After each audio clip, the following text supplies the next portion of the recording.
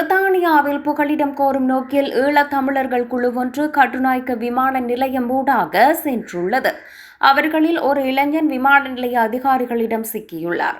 முல்லைத்தீவைச் சேர்ந்த 29 வயதுடைய இளைஞனை இவ்வாறு கைது செய்யப்பட்டுள்ளார்.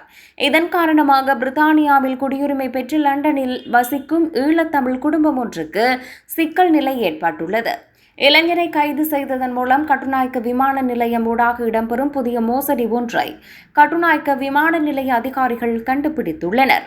நேற்று மாலை 5:31 மணிக்கு மும்பை செல்லும் UL 143 ஸ்ரீலங்கன் ஏர்லைன்ஸ் விமானத்தில் ஏற இருந்த பயணியின் சந்தேகத்திற்கிடமான நடமாட்டங்களை கண்காணித்த குடிவரவு மற்றும் குடியகழ்வு அதிகாரிகள் அவரை விசாரணைக்காக அழைத்து சென்றனர்.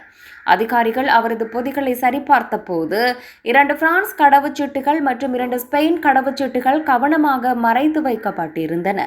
அவை அனைத்தும் போலி பயண ஆவணங்களாகும். எல்லை கண்காணிப்பு பிரிவு போலி ஆவணங்களை சரிபார்த்த போது 2 பிரான்ஸ் கடவுச்சீட்டில் ஒன்றில் வேறு பெயரில் சந்தேக நபரின் புகைப்படம் இருப்பதை அவதானித்துள்ளனர்.